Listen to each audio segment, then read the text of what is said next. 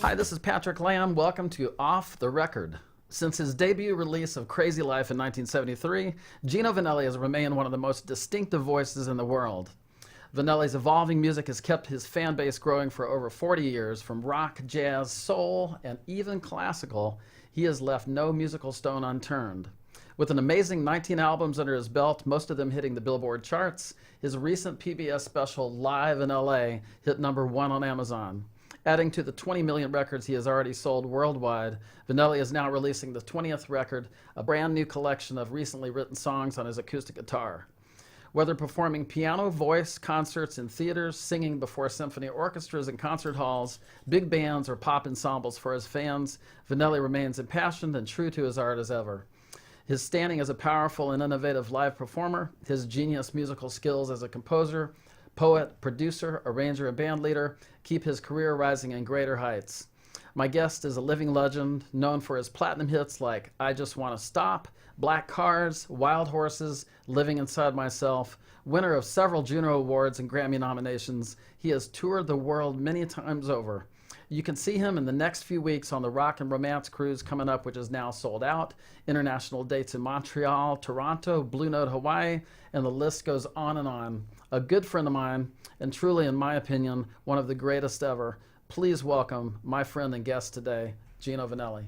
Gino, welcome to the show. Good to be here, Patrick. You have a new record out entitled Wilderness Road. I want to read a lyric from it that if your fans had to pick one paragraph to describe you, might serve them well. It reads, on Wilderness Road, I threw shadows to the wind, chased after a star, stopping at nothing. Wherever they may, I let the chips fall. On Wilderness Road, I left my life to chance, only now I see it wasn't chance at all. It's a very intimate sounding recording, somewhat of a departure from the powerful wall of sound that you've been touring with your Live in LA PBS special. How would you characterize the new release to your fans out there? I had no desire really, Patrick, to record another album unless I had something different to say and found a new way of saying it. And for 4 or 5 years, I went to the studio experimenting with sounds. I wanted to bring a certain sense of Americana to the soul and jazz and rock abilities that I brought forth in the past. And it took me a while to know how much of that Americana style to really interject. On a few early tries, there was just too much, and I found when I did my vocals, I wasn't really that kind of singer. So when I just found the right amount, it became something new. And this album is called Wilderness Road. For that reason, that song you quoted from is called Wilderness Road. It's a really different effort for me. It is very intimate, a lot of narratives, a lot of storytelling, something I haven't done before in the past. And it took me a little while to learn how to sing my own songs, because singing dramatic soul is a whole different technique from singing, a story. Are you going to be able to work some of these songs into the new show? Oh, yeah. And how does that work? How do you, since it's so different? Well, it is a bit of a trick because, it's not, most of the material is not like what we do in our show. So it's going to have to be set up right, and I have to explain to the audience what this song is about, so on and so forth. But we'll know, after Montreal and Toronto, that's where we're going to debut them first in about a month from now. Right, take us back to Montreal, to where it all started. Did the city of Montreal, by being so far away from the music business, actually indirectly instill that fire in you? Fire comes from various places.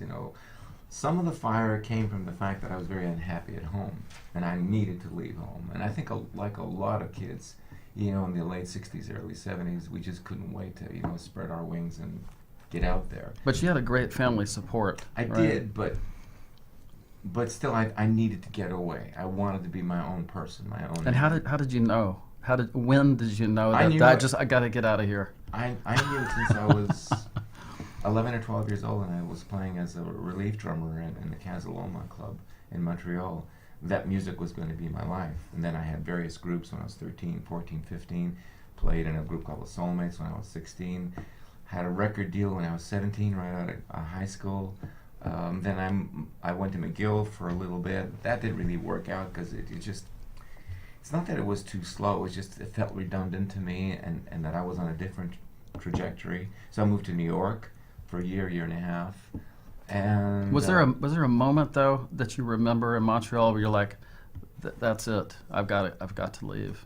Or was it just kind of a gradual? I knew that. Okay. I knew that from the get-go. And I already had, traveled quite a bit by the time I was 12 and 13 with various groups around the province. So I knew what it was like. So you had checked everything out. You knew what it had to offer. I knew the ropes. I knew what it would take, and it wasn't going to be done behind a desk or at home. Mm-hmm. I had to get out there, and kind of sling myself around in the mud. I gotcha. Do you consider yourself Canadian, American, or Italian? I never really considered myself Canadian, American, or Italian. I never really stopped and understood, and really took it in and ate it and digested and said, oh, I am this. But you speak so many languages. You speak, how many languages do you speak? Well, French was our second language, so I'm still, pretty well versed in language. A little bit of Italian. I used to speak a lot of Italian when I was very, very young. Basically the Romantic languages. But, to answer your question, I travel around the world so much that you get to feel a little bit like a world citizen. Now, the only thing I can say, though, in regards to, the beginning, I really understood Canadian history, how Canada got its freedom, how it broke away slowly, from the Crown and things like that, the Constitution in Canada. And then when I in the last few years, I became very interested in the American Constitution and to try to understand how it played a part in music. Why we are free to do what we want to do, why we are free to say the things we want to say, make the music we want to say. So in that respect, I got to respect both the American and the Canadian, way of life. When you were in high school, were you like the most popular guy in school, or voted most likely to succeed, or this kind of thing? What were you like in high school? No, I was.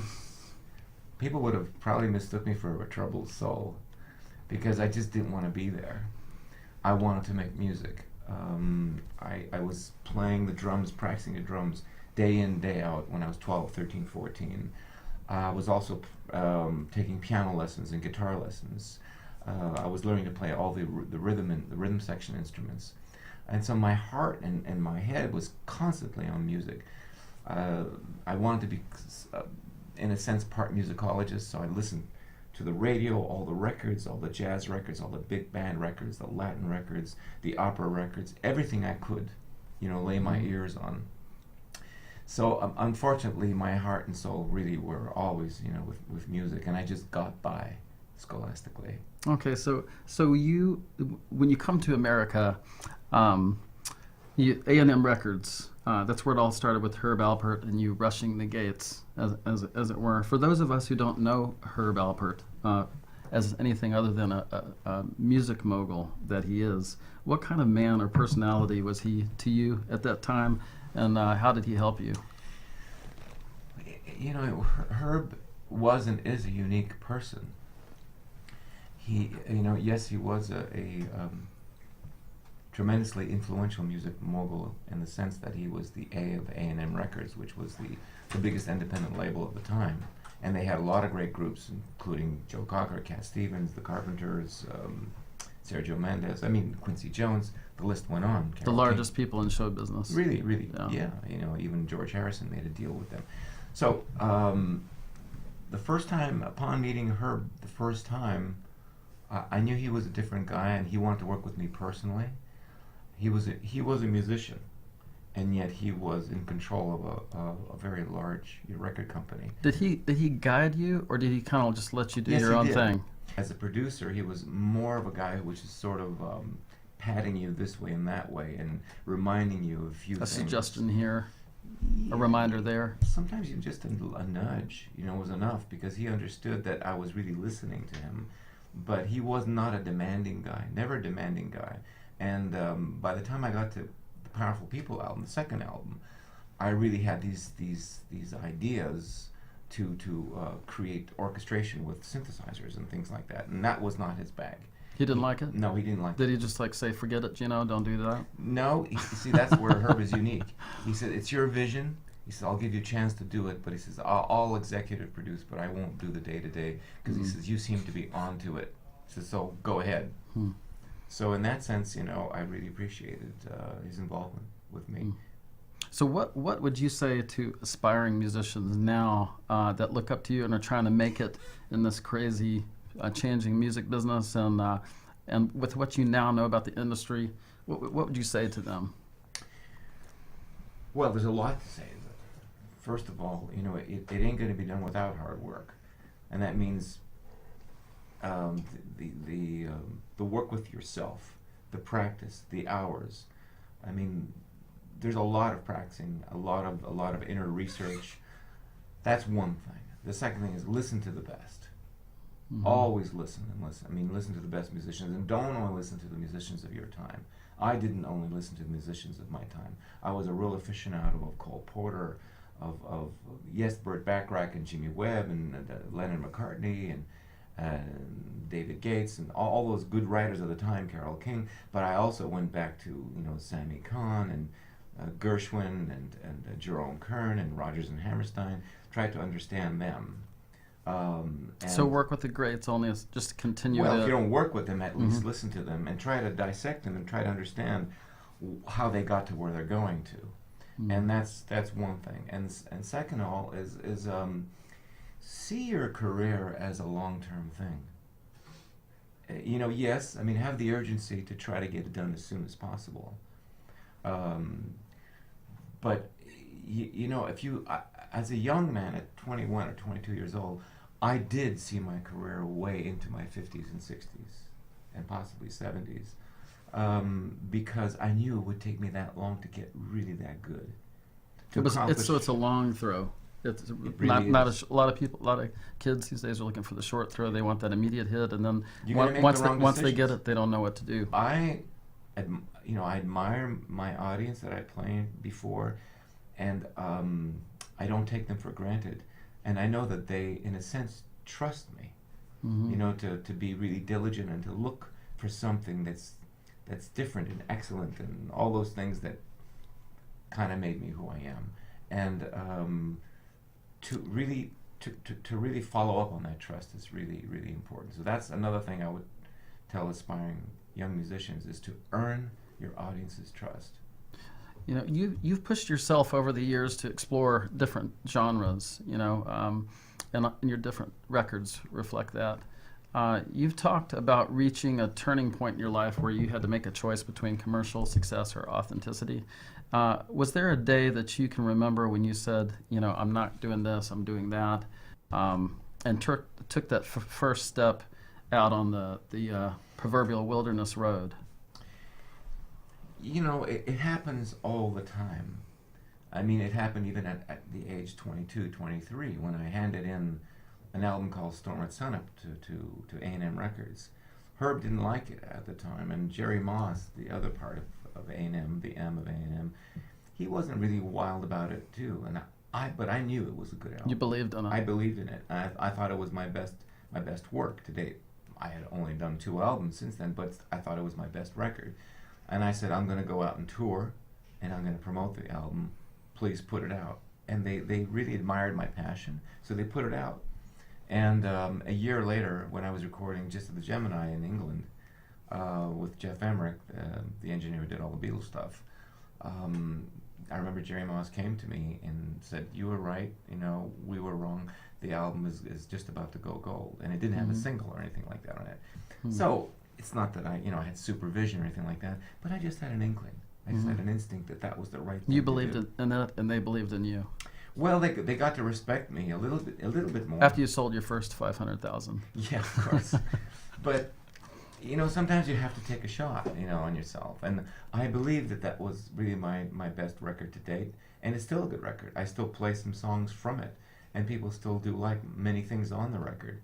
I mean, it does have shortcomings, but there are some there are some strides made on that record. When are other times you've taken a shot that maybe, or maybe you're always doing that? Do you feel like you're always doing it? Okay. Always. I mean, when I recorded the next album, Just the Gemini, I rented a house here in Oregon.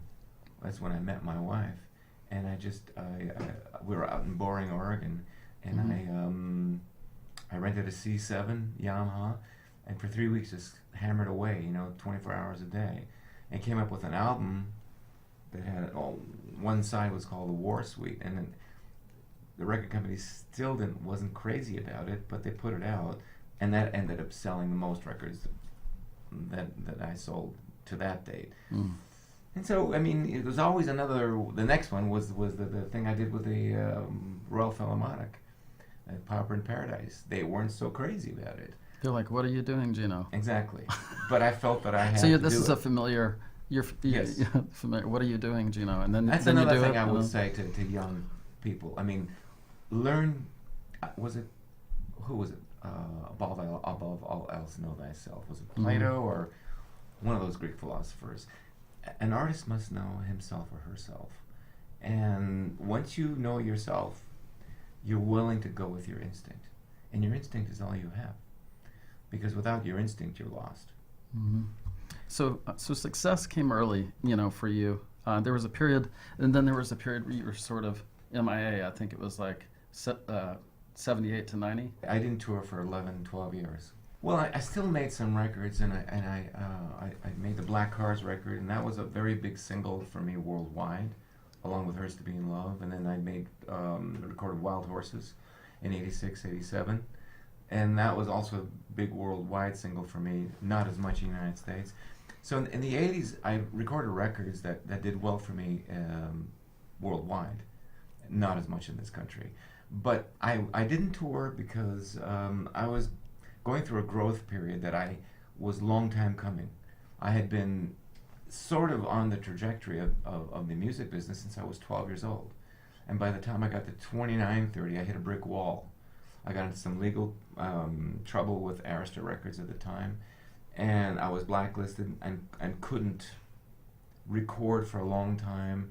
And then I fell out of the touring business, and then I got really interested in theology, in history, and the humanities. Went back to college, and then I got so interested in theology that academia wasn't enough. I got private teachers. I started studying the Kabbalah, Hinduism, and Buddhism, and all the Eastern philosophies, Taoism, and I became so keenly interested in all that I found not only that there was no time, but I found little interest in touring. So you just lost interest in... I lost interest in it until one day. I remember my fellow Gary Usher, who was teaching me the Kabbalah. He was a minister of the Kabbalah for about 26, 27 years. He was on his deathbed, and I told him, I said, he only had 3 days to live, and I said, Gary, I think I'm going to study and the Kabbalah permanently and quit, music business. Oh, wow. And he summoned me over. He could barely whisper, and he says, you're a complete asshole if you do that. Oh, so I said, why do you say that? Because he says it means it's all about how it affects who you are. It is not the end in of itself. You are the end.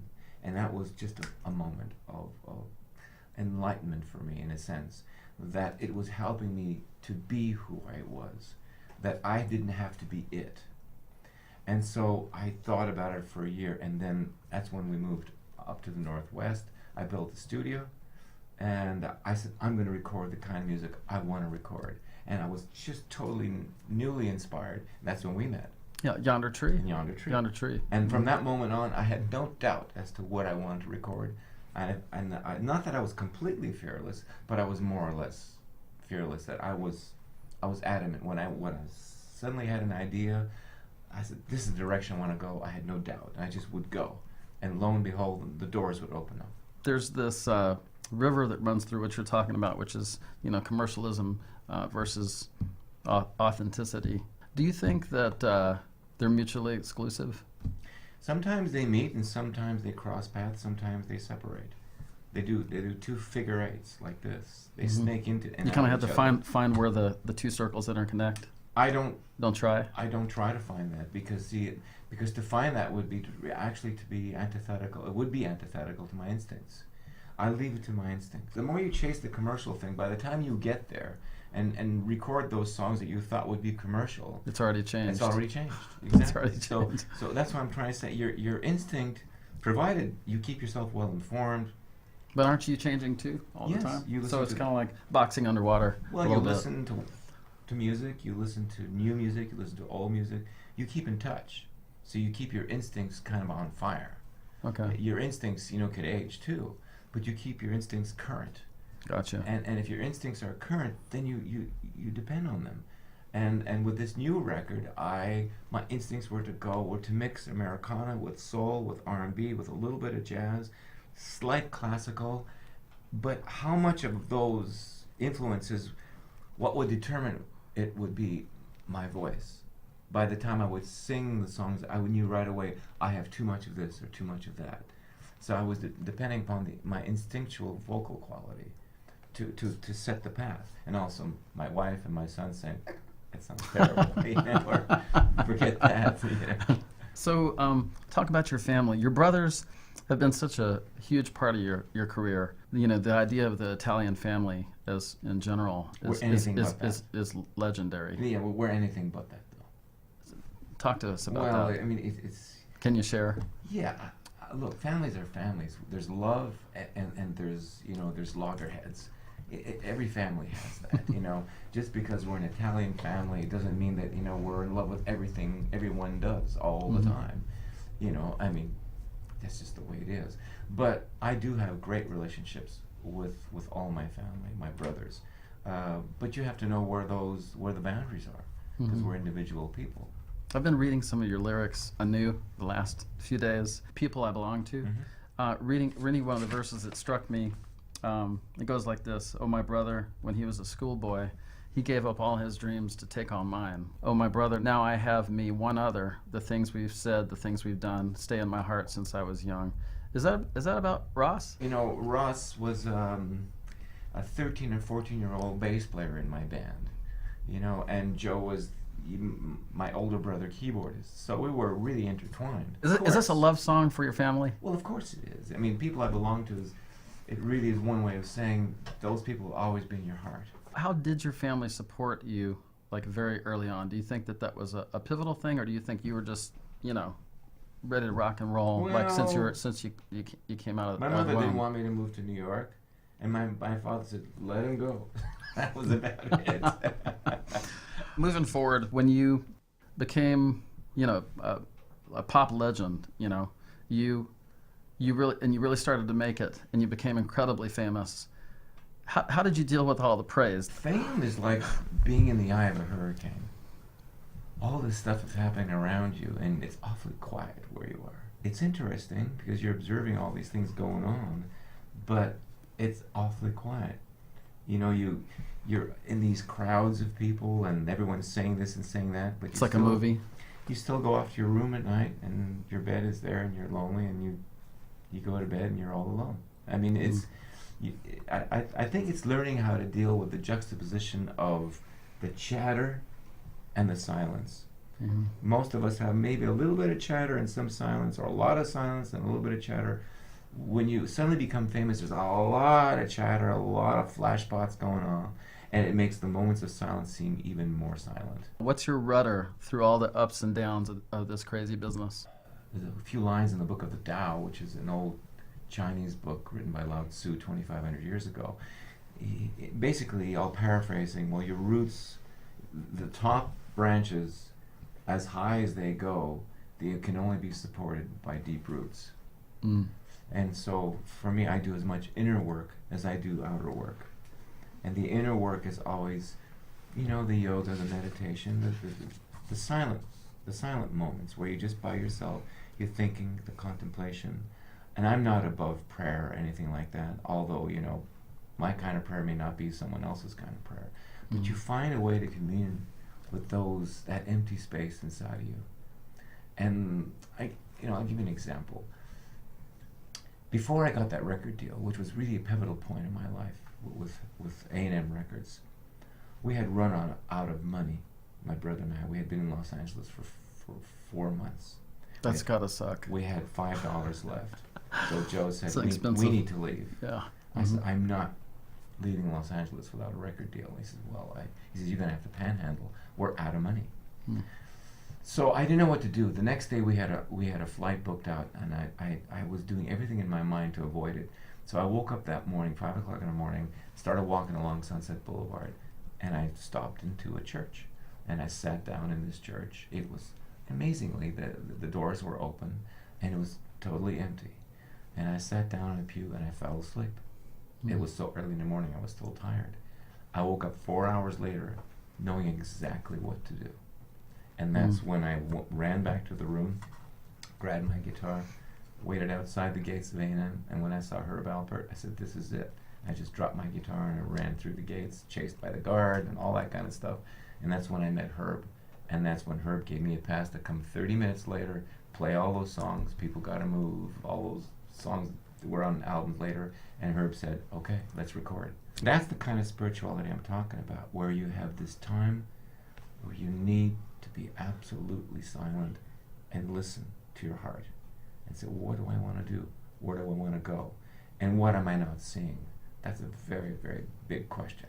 What am I blind to that I cannot see now that I could be made to see? And I think if more people ask those questions, we probably had at least a little bit better world. Amen to that. Do you feel you have a responsibility to your audience, or is the role of an artist just to make new works and be an artist independently? Frank Sinatra said you owe nothing to your audience but a good performance, and that's very sobering, because sometimes you feel like, oh, I owe this, I should do this, I should do that, and you feel a little bit enslaved or shackled to your audience. I don't exactly feel like I only owe a good performance, because truth be told, I like actually communing with my audience. I like talking to people, see where their lives are at. I like them asking me questions about my life, where it's going. So I don't feel an outright responsibility, but I could say I feel an interest. In 1980, you were signed to Arista Records with Clive Davis, and the record company engaged in a long battle of creative wills. I read where you are quoted as saying, there comes a day when an artist has to make a hard choice between two roads that lie ahead, knowing full well that the one he knows to be right will lead to a dark forest leastways for the foreseeable future. Comes a time when success must be measured by a different yardstick. What was the yardstick in the 70s, and what is it now? In the 70s, it was making the music I wanted to make, and I was very fortunate. When I signed with Arista, I'd come off a double platinum record, Brother to Brother. Then I came off a almost platinum, more than gold record, Nightwalker, and a big hit, Living Inside Myself. And I knew that was, in a sense, a trap, because now I'd be forever tied to, putting out hit singles. And I didn't necessarily want to do commercial singles all the time. And I signed this kind of big deal with Arista. And something inside of me told me, this is really kind of a trap I'm putting myself in. But I did it because I did it. And I never do that again. I never did it again after that. And so the responsibility became a little bit to the record company to make them make their money back. So to give them the kind of stuff. Because it's basically a loan, right? Everything's recoupable. Yes, exactly. They give you some money, but then they tell you how to spend it to a certain extent. They tell you, look, you got to have a radio song for us to make our money back. Mm-hmm. So I wasn't used to that. I was used to just following my instincts. So there was a clash. And it was really not the right marriage. Half of it was my fault. Half of it was them who didn't really buy by the contract. Mm-hmm. So it was just a mismatch. That's all I could say.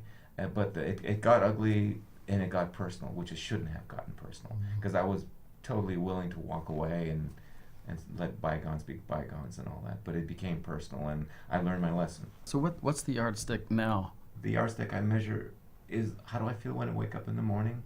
Do I feel like I've had a good day? Do I feel like I have a smile on my face? Do I feel like I want to go on? Do I feel healthy? Do I feel like I want to go running that day? I mean, all those little things. Yes, of course, we all want to be successful. But you find that if you live only for your work, then your work will suffer. Your work comes out of you. And if you're set in a certain way, more good stuff will come out.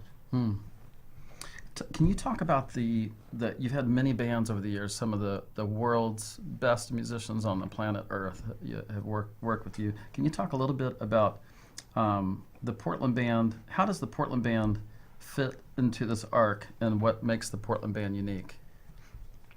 The best musicians in the Northwest, first of all. That's who they are.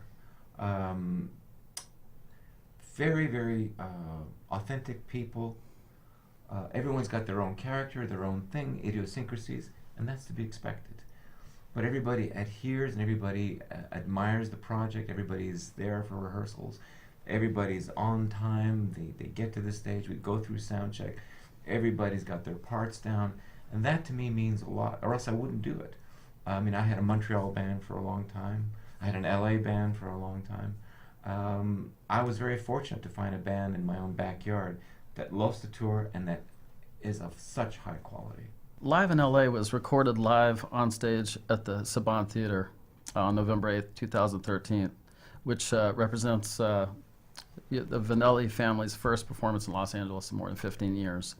The recording also marks the first on-stage collaboration in many years between the three Vannelli brothers. Can you walk us through just a little bit of the storyline of how the Vannelli brothers went in and out of working together and then regrouped for this PBS special? Well, Ross and I have been working together now for the last 10 years.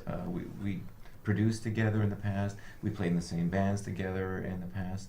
Ross has become sort of the visionary on the management side for me, and he also does a lot of the editing of pictures, films, and things like that. So he does the soundscape, for live. So Ross is really intimately involved with me, and Joe and I are not intimately involved as far as the music business is concerned. Although we're very much on speaking terms and talk to each other all the time. He has his own studio. Yes. I was down there and he was during the recording of Tower of Power. He's working on a lot of big projects in Los Angeles. Joe works with Chicago. He works with REO Speedwagon and Tower of Power, Burton Cummings. He's done a lot of big projects, and I just invited Joe to play on the Live in LA. To play brother to brother. That was fun. I remember looking down and he was down there playing. I was like, wow, this is a magic moment. Gino, what is next for you? Or do you feel compelled to even figure it out? The record company just informed me yesterday that one of the songs on the new record is going to be picked up by iHeartRadio. 100 stations are going on it and all that, and that's kind of fun. I haven't been on radio at that level for a while now. Yeah, radio play, some radio play my older stuff, but it's kind of fun to see some new stuff that was just basically just a glimmer in my eye just 2 years ago. Universal is gotten behind it big time. Yeah, right? It's coming out in April. That's the record label. Yeah. And SRG Universal. SRG Universal. That's fantastic. Well, Gino, thanks for being on the show. See you at rehearsal.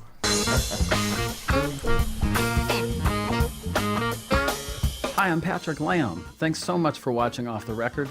If you'd like today's interview, please make sure to hit the subscribe button. I'll be releasing new episodes in the upcoming months featuring more of the amazing people I've had the honor of working with over the years. And I've worked with some of the greats. I also want to give a quick shout out to the studio at North Rim where I produce Off the Record. They have a fantastic team here with all of the gear you need to do it right. So if you want to do a show of your own, go to northrimstudios.com and check it out. So again, thanks for watching. And be sure to check out my Facebook and Instagram page. Lots of great stuff to come. See you next time on Off the Record.